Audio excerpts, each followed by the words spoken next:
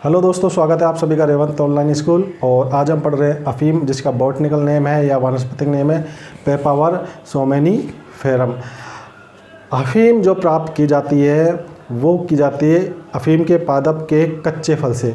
इस कच्चे फल पर काट या चीरा लगाया जाता है, जिससे एक सफ़ेद दूध जैसा पदार्थ निकलता है, जिसे लेटेक्स बोला जाता है।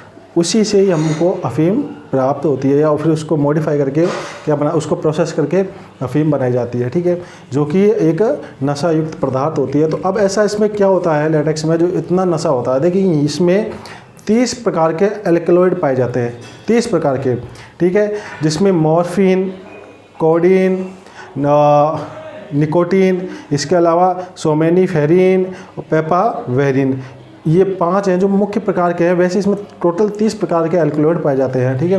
अब ये दोस्तों, ये जो अफीम है, ये जो एल्कलॉइड है, इनसे अच्छी चीज़ भी बनाई जाती है और ख़राब चीज़ भी बनाई जाती है। अच्छी चीज़ क्या है कि मॉर्फिन और कोडीन ये ऐसे एल्कलॉइड है जिनसे दर्द निवारक दवा बनाई जाती है। जैसे आपने कभी भी दर्द होता है, ठीक है, तो उनमें इन एल्कलॉइड को बनाकर दवाई के रूप में यूज ली जाती है ताकि दर्द ख़त्म हो जाए।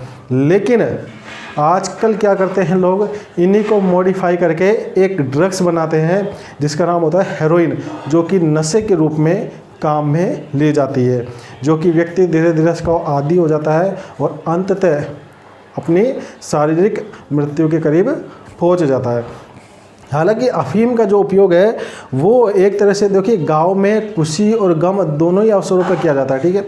गांव में ज़्यादा यूज की जाती है अफीम, हालांकि सिटियों में भी की जाती है। गांव में गम और खुशी इस दोनों ही माहौल में यूज की जाती है।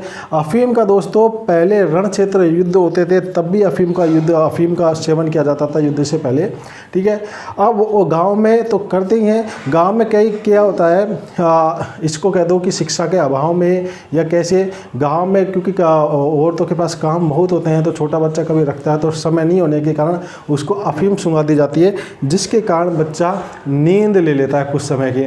लेकिन ये बहुत खतरनाक हो सकता है, अगर आवश्यकता से ज़्यादा मात्रा अगर बच्चे को दे दी जाए किसी न किसी रूप में, तो फिर ये बच्चे की मृत्यु तक भी पहुंच सकता है। और अगर धीरे धीरे हम किसी को देते जाएं तो उसको एक समय इतनी बुरी लत पड़ जाती है कि फिर वो इसके बगैर नहीं रह सकता।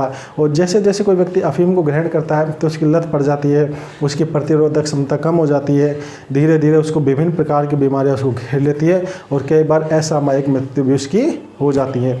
तो इस तरह के जो नशे होते हैं उनको व्यक्ति को इससे बचना चाहिए। हालांकि कई तरह के एनजीओ या स्वयंसेवी संस्था भी आगे आती हैं इस तरह के नशे को ख़त्म करने के लिए। गांव में काफ़ी लोग ऐसे होते हैं, गांव में जहां ये खेती होती है कि जो डोडे होते हैं अफीम के, उनको भी यूज लिया जाता है उबाल कर। डोडे क्या होते हैं, ये अफीम जो फल होता है उसकी फल बित्ती होती है, ठीक है, उसको भी उबाल कर उसका भी उपयोग लिया जाता है, जिससे कि नशा बढ़े। कहने का मतलब आनंद और भ्रम की वस्तु मानते हैं इसको लोग बाग, ठीक है। तो ये अफीम के बारे में था।